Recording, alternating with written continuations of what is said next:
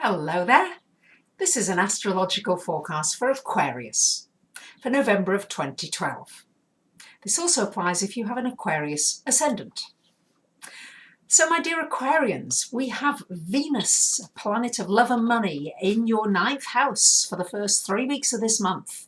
So this is a wonderful time for connecting with people around the world. It's a wonderful time for having a long trip, for planning a long trip, a fun trip. Especially for going somewhere you've not been before. It's a very good time for romance with somebody from abroad. A long distance relationship could be struck up during this time. And we've also got a trine to Jupiter in the 2nd week of the month.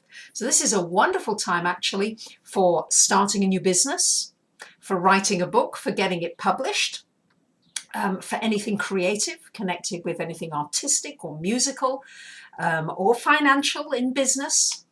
Anything that's your business and your idea is very well aspected during that 2nd week of the month particularly. Now, we do have a Mercury retrograde from the 5th to the 25th of this month. So almost all month, Mercury is retrograde. So try to get any important legal documents or contracts signed before the retrograde.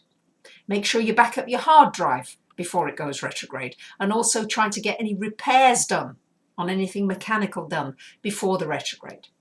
Now, if you've already been working on something for a long time, then it can come to fruition during the retrograde.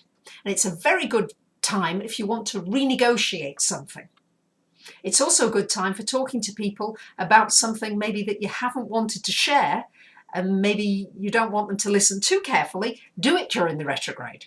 But if you want them to pay attention and it's important and it's documents that need to be dealt with, then don't do it during the retrograde. And this retrograde is in your 11th house, Aquarius. So this is going to be about maybe rethinking your friendships, rethinking the people you associate with, the associations you belong to.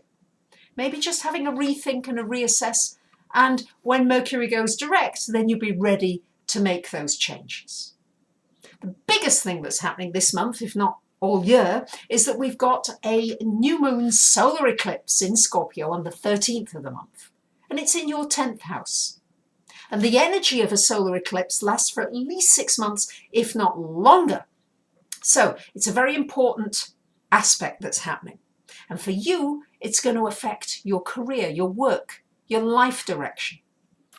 Usually something very big happens. It usually triggers big events, a new moon solar eclipse. So it could be a change of work, a relocation, a sale or a purchase of a property.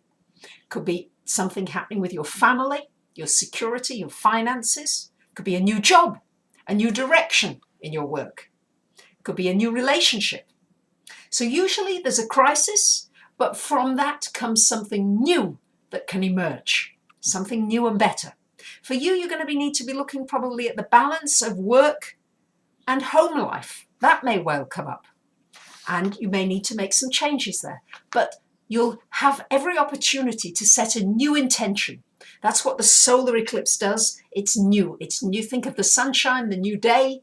It's a brand new day. So new opportunities for you, certainly with the direction that you're deciding to take your life in. And towards the end of the month, we've got Pluto Mars in your 12th house. So there could be some inner frustrations where you feel as though, I'm not being noticed or seen enough for what I'm doing or appreciated for what I'm doing. Yes, you probably are going to be working behind the scenes in some ways, but it's a good time to be working alone. And it's certainly a wonderful time for anything connected with metaphysics, astrology, tarot, psychic development, healing, health. All of these things are well aspected with that Mars, so it'd be a good time to study that, and especially during the Mercury retrograde is a very good time for studying and for research. So there you have it, my dear Aquarians. I wish you a great month. Thank you to so many of you who favourite, who like, who come for readings and ask me questions. I'm always delighted to hear from you. Thank you very much for listening. Bye for now.